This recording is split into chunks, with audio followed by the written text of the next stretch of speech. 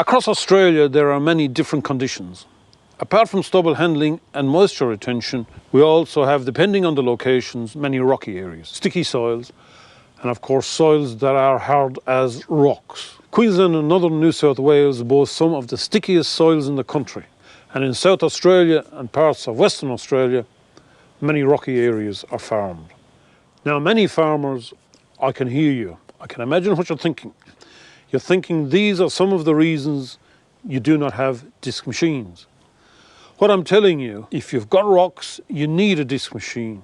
If you use a tine machine in rocks, apart from the obvious breakages, it's going to continue to pull up more and more rocks every year. It's going to be an ongoing argument every year between your tine machine and the rocks. And every year after planting, you've got to go around again and pick up the rocks that you've pulled up. And I'm saying, enough. Our machine will glide over the rocks and you won't pull up anymore.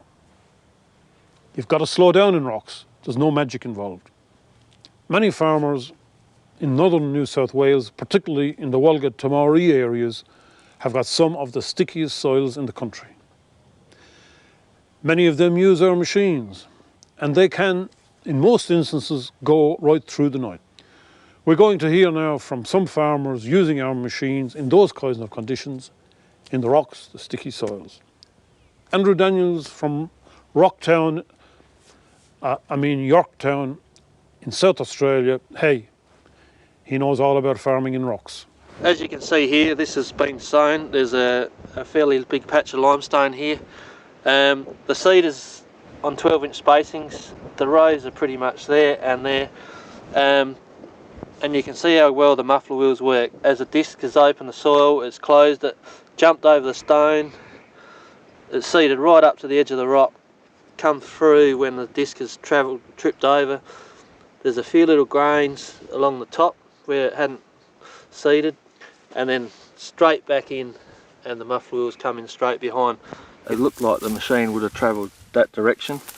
As you can see, we've got plenty of stubble here, and you can see where it's seeded right at the edge of this rock. If you scrape the dirt away, well, it's seeded right up to the edge, and then gone pretty much straight back in once it's tripped over, and really made use of like the soil either side of the stone.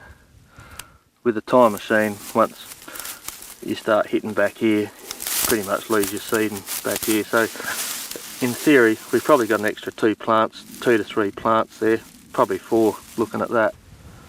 And you've got to think of also the disc is very gentle going back into the soil because it's rolling, whereas the tine, it's shearing out, and you know, it's spraying seed over all directions. So you know, you're probably even going back in, probably gain 2 to 3 plants, probably those couple of plants there, if you can see that. So yeah, most of the stone areas you could be gaining 2 to 3 plants, and you work that over a square metre, it adds up to quite a bit of yield. And probably the other benefits with the disc in this country is no rocks to deal with at harvest time if the crop does go down. Also less stone rolling, a lot less maintenance on your machine. This year really shone out with the rocks. We were sowing lupins into marginal moisture, and we had to chase the moisture.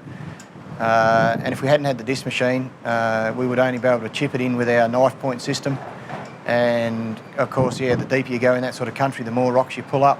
And this machine, we were able to dig it 3 inches, get the lupins into moisture, and of course they germinated and away they went. So that was a big point for us. We've got a lot of stony country. Yeah, that takes us 2 weeks probably to pick stones and whatever after seeding generally. And this year was nothing, so yeah, that was a big thing for us. Yeah, with the Ricochet certainly had no dramas with rocks. With the conventional tine machine, the amount of maintenance I had in that stony country. And same thing, where I've got rocks, I slowed down. I didn't bore through there doing 16 k's. I slowed down 5 or 6 k's. So just got to treat the machine as normal, really. Otherwise, yeah, you wreck any machine if you're going to go over rocks at speed. And able to penetrate the country as well. We do half of our program dry, with canola and lupins are half our program, and wheat and barley are out of the half. We go dry a lot, Yeah, when it's dry, we don't obviously chase moisture, so we're not going deep. We only chip it in. But yeah, with our soils the way they are, we are able to do that. We've seen that this year, that penetrates those, no worries at all. So. But there's been no breakages, bending or anything. That's been a big plus. And we've got some rocky country. We've put it over rocky country, and I was a bit worried about whether the discs would break off or fracture or whatever. And yet they seem to ride over the rocks really well. That's impressed me. You know, the quality that's gone into building the machine has been really good. You know, we've had other machines that have all been welded on, modified for whatever reason, or had to been upgraded because they weren't good enough in the first place. I've been really happy with it. Very sticky conditions, yeah. We sowed into some black soil, black sticky soil that sticks to your boots. You know, you walk in as a 6-foot man, you come out as a 7-foot man. It was difficult to sow into, but there was no problems with the machine. Like, if this machine couldn't go through it, I don't think anything would. It performed very well in the black sticking conditions. Towards the end of the sowing, we got into some pretty heavy black soil, and I thought that'd really test it out with mud building up on discs and scrapers and that sort of thing. But with the scrapers both sides of the disc, we didn't have any trouble there, and we had press wheel scrapers on it as well. Yeah, mud wasn't a problem at all. With the Tobin, it just didn't seem to matter what the conditions were. You could just keep sowing around the clock if you needed to. Yes, the soils that were sticky was the black ones. So down next to the creek, the stubble was that thick that it held the moisture close to the surface, and it was very sticky. Yeah, very sticky. All our soils here are heavy clays. They're we're on the Namoi River, so it's very heavy clay, and generally the clay content's too high.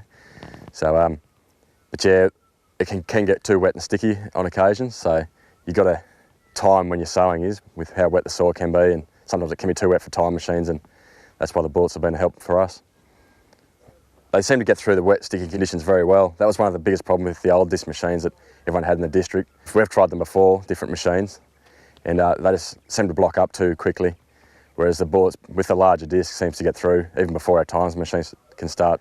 Probably even a day at least, I'd say at least 24 hours before the time machines can start. Our 3 machines have scrapers on our transport wheels, our 4 frame wheels. This is generally because our soil, being heavy clay, gets very sticky and it sticks to everything. And if you don't have that, mud builds up on them and it becomes uneven, and your depth becomes very uneven. So we put our scrapers on those wheels just to get the layer of mud off. Like, a lot of times you won't be using it, but when it's too wet, they're very useful.